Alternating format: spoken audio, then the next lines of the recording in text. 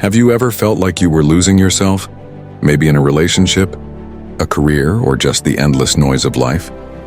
That moment where you wake up, stare at the ceiling, and wonder, am I still the person I used to be? Or have I drifted so far that I can't even recognize myself? If you've ever felt that, you're not alone. The ancient Stoics wrestled with the same question: how to remain anchored, calm, and unshakable in a world constantly trying to pull you away from your true self. And that's exactly what we're exploring today. Stoic truths to never lose yourself. But before we dive deep, take a second, subscribe to this channel, hit that like button, and most importantly, watch this video till the very end. Because if you stick with me, these Stoic principles might just transform not only how you see yourself, but how you navigate your relationships, your ambitions, and even your love life. All right, let's begin. Truth number 1, you control your mind, not the world. The Stoic philosopher Epictetus once said, "We cannot choose our external circumstances, but we can always choose how we respond to them." Imagine being stuck in traffic, horns blaring, people cutting you off, and the creeping panic of being late to an important meeting. You can't control the traffic, it's beyond you. But you can control whether you curse at the car in front of you or breathe deeply and think. This is an opportunity to practice patience. The truth here is simple but life-changing. The world will always be chaotic, but your mind is your kingdom. Lose your grip on it and you lose yourself. Guard it and no storm can shake you. Truth number 2, everything is temporary.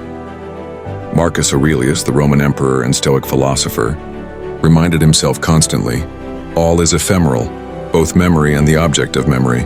Think about the first heartbreak you had. Back then it felt like the end of the world. Yet today it's just a memory, a shadow of a feeling that once consumed you.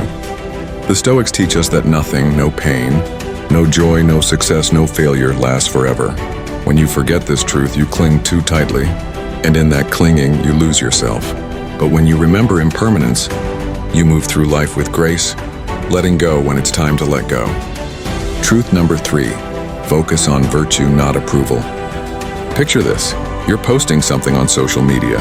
You wait for the likes, the comments, the dopamine hits, but deep down you feel this quiet anxiety. What if they don't approve? What if they don't like me? The Stoics would say, approval is a shaky foundation for identity. Virtue, living with wisdom, courage, justice, and self-control, is the only solid ground. Seneca put it bluntly, it is not the man who has too little, but the man who craves more, that is poor. And craving approval is the same trap. You lose yourself every time you make the applause of others your compass. But when virtue is your compass, you never drift far from who you are. Truth number 4, pain is not the enemy. Let me tell you a story. In the 1st century, a Stoic philosopher named Musonius, Rufus was exiled by the emperor for his teachings. Imagine that, banished from your home, stripped from your community. But instead of breaking, Musonius thrived. He said exile was simply a change of place, not a loss of virtue. That's the Stoic lens on pain. It's not the enemy, it's the teacher. When life hurts, don't ask, why me? Instead ask, what can this teach me? In that shift, you stop losing yourself in suffering, and instead refine yourself through it. Truth number 5, desire less, live more. How many times have you thought, if only I had that car, that job, that partner, then I'd be happy?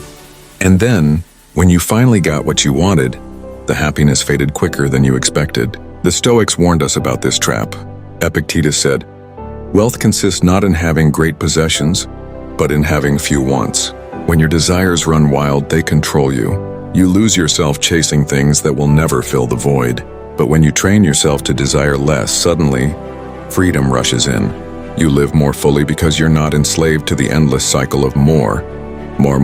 Truth number 6, practice negative visualization. This one might surprise you. The Stoics often practiced something called premeditatio malorum, the premeditation of evils. They would imagine losing what they had, a loved one, health, status, even life itself. Not because they were pessimists, but because it made them grateful for the present and resilient in the face of loss. Think about it. If you woke up tomorrow and lost everything you took for granted today, what would you miss most? That morning coffee? The laugh of your partner? The roof over your head? By imagining loss, you don't become sad, you become awake. You realize the fragility of life, and you stop losing yourself in trivial complaints. Gratitude anchors you. Truth number 7. Your worth is internal. Here's a truth that can save you years of heartache. Your worth does not depend on your bank account, your relationship status, or your achievements. Cato the Younger, a famous Stoic, was known for walking barefoot, wearing simple clothes, and rejecting luxury even when he could afford it. Why? Because he wanted to prove to himself that his worth was unshakable, not tied to wealth or appearance. In today's world, we're constantly told, "You are what you own." But the Stoic truth cuts through that illusion. You are what you are. Your character, your values, your actions, that's your true worth. Lose sight of that and you lose yourself. Truth number 8, accept death, embrace life. Death is the topic we avoid, the shadow lurking behind every joy. But for the Stoics, remembering death wasn't morbid. It was liberating. Marcus Aurelius would remind himself daily, you could leave life right now. Let that determine what you do and say and think. When you deny death, you live in fear. But when you accept it, life becomes vivid. Suddenly, that walk outside isn't ordinary, it's miraculous. That conversation with your friend isn't casual, it's precious. You lose yourself when you live as if you're immortal. You find yourself when you embrace your mortality. Truth number 9, keep your circle strong. Seneca wrote about the importance of choosing your companions wisely.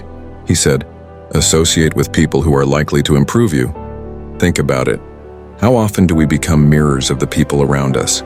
Their habits become our habits. Their fears seep into our minds. Their ambitions or lack of them shape ours. If you surround yourself with people who gossip, complain, and drift aimlessly, don't be surprised if you start losing yourself. But if your circle is built with those who challenge you, inspire you, and ground you, you stay aligned with your truest self. Truth number 10, live in accordance with nature. This was the ultimate Stoic teaching. Live according to nature. And by nature, they didn't just mean trees and rivers, they meant your own inner nature. A lion doesn't try to be a fish. A tree doesn't try to be a mountain. Yet humans constantly try to twist themselves into something they're not, just to fit in, impress, or conform. To live according to nature is to honor who you are, to act with reason, and to align with the rhythm of life rather than fight against it. When you forget this, you bend, break, and lose yourself. When you remember it, you flow with life, grounded and free. So let's bring this home. The Stoics gave us these 10 truths, not as abstract philosophy, but as survival tools for the human soul. Number 1, guard your mind, it's your kingdom. Number 2, remember, everything is temporary. Number 3, seek virtue, not approval. Number 4, let pain be your teacher.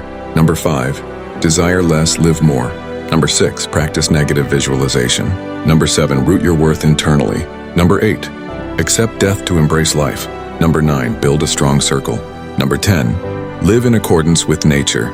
Each one of these is a compass point, a reminder not to lose yourself in the storms of life. And when you weave them together, you become something rare, unshakable, clear, alive. So the question comes back to you. Which of these truths will you start practicing today? Will you begin with guarding your mind, or with desiring less, or perhaps with remembering the shortness of life? Whatever you choose, remember, the Stoics didn't just talk philosophy, they lived it. And so can you. With that said, thanks for watching, and until next time.